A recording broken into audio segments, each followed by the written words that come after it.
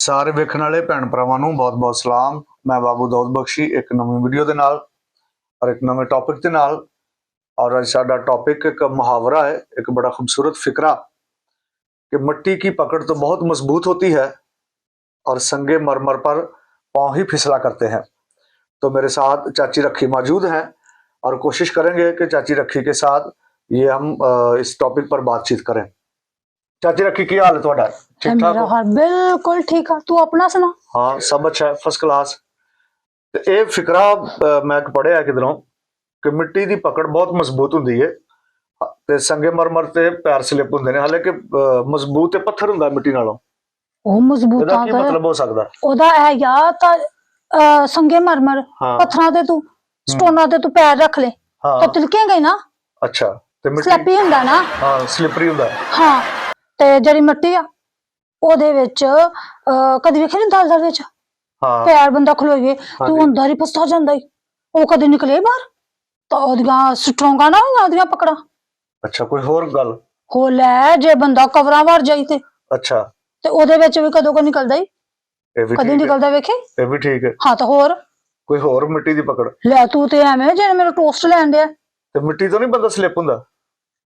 ਆਹੋ ਜੇ ਚਿੱਕੜ ਵਿੱਚ ਡਿੱਗ ਜੇ ਤੇ ਹਾਂ ਬਸ ਤਾਂ ਉਹਦੇ ਵਿੱਚ ਵੀ ਫਿਰ ਕਿੱਥੇ ਉੱਠਿਆ ਜਾਂਦਾ ਈ, ਤਾਂ ਸਟਰੋਂਗਾਂ ਹੀ ਹੋਈਆਂ ਉਹਦੀਆਂ। ਪਰ ਮਿੱਟੀ ਦੇ ਵਿੱਚ ਬੰਦਾ ਸਲਿਪ ਹੋ ਹੀ ਜਾਂਦਾ ਨਾ। ਆਹੋ ਤੇ ਉਹੀ ਤਾਂ ਕਹਿੰਦੀ ਆ ਸਲਿੱਪ ਤੇ ਹੋ ਜਾਂਦਾ ਹੈ ਤੇ ਜਦੋਂ ਫਿਰ ਉਹਦੇ ਵਿੱਚ ਡਿੱਗਦਾ ਕਿੱਚੜ ਚਿੱਕੜ ਚ।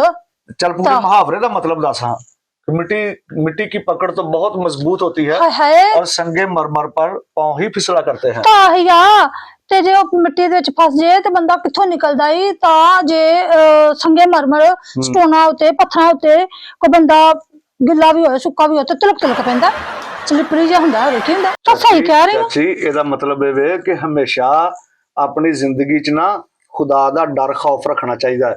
ਮਿੱਟੀ ਤੋਂ ਮੁਰਾਦ ਹੈ ਕਿ ਇਨਸਾਨ ਮਿੱਟੀ ਨਾਲ ਬਣਾਇਆ ਗਿਆ ਹੈ ਤੇ ਇਨਸਾਨ ਨੂੰ ਆਪਣੀ ਔਕਾਤ ਯਾਦ ਰੱਖਣੀ ਚਾਹੀਦੀ ਹੈ। ਪਤਾ ਨਾ ਕਿੱਥੇ ਦੀਆਂ ਗੱਲਾਂ ਕਿੱਥਾ ਲੈ ਜਾਂਦੇ, ਤੇਰਾ ਤੇ ਲੈਵਲ ਹੀ ਲੱਗ ਹੁੰਦਾ ਗੱਲ ਕਰਨ ਦਾ। ਕੀ ਲੱਗ ਹੁੰਦਾ? ਲੈਵਲ।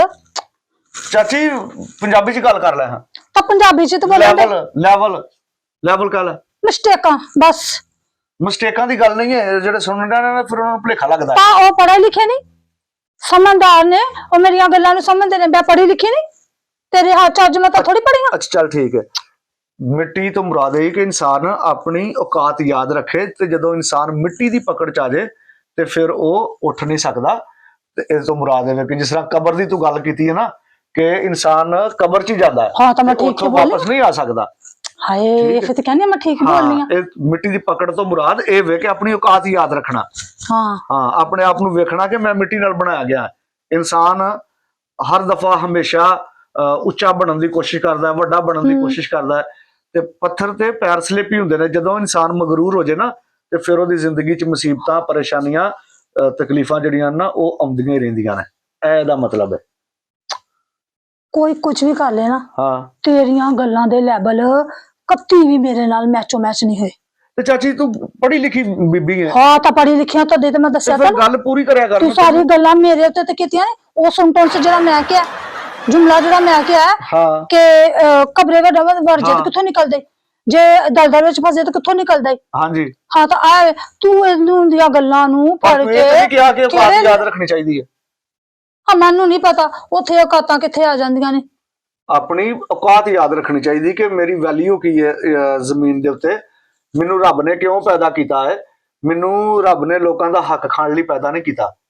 ਠੀਕ ਹੈ, ਇਹਦੇ ਤੋਂ ਮੁਰਾਦ ਹੈ ਆਪਣੀ ਔਕਾਤ ਯਾਦ ਰੱਖਣਾ ਤੇ ਹਮੇਸ਼ਾ ਖੁਦਾ ਦੇ ਡਰ ਤੇ ਖੌਫ ਚ ਰਹਿਣਾ। ਤਾਂ ਠੀਕ ਹੈ, ਹਮੇਸ਼ਾ ਹਮੇਸ਼ਾ ਤੂੰ ਤੇ ਆਪਣੀ ਮਨਾਨਾ ਤੇ ਮੈਂ ਮੰਨ ਜਾਨੀ ਆ। ਅੱਛਾ ਚੱਲ ਠੀਕ ਹੈ, ਉਹ ਜਿਹੜੇ ਸੁਣਨ ਦੇ ਨਾ ਉਹਨਾਂ ਨੂੰ ਸਮਝ ਆ ਜਾਏਗੀ।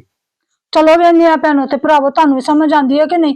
ਵਰਨਾ ਇਹਦੀਆਂ ਤੇ ਮੇਰੀਆਂ ਗੱਲਾਂ ਦੇ ਕਦੀ ਲੈਵਲ ਇੱਕ ਜੈਸੇ ਨਹੀਂ ਹੋਏ। ਹੁਣ ਹੀ ਵੇਖ ਲੈਣੇ ਲੈਵਲ ਫੇਰ ਵੇਖਿਆ ਮਿਸਟੇਕਾਂ ਦਾ ਕਿਸੇ ਵੇਲੇ ਤੁਸੀਂ ਇਹਨੂੰ ਕੋ ਦੱਸ ਦਵੇ। ਸ਼ੁਕਰੀਆ ਜੀ, ਥੈਂਕ ਯੂ ਵੈਰੀ ਮਚ।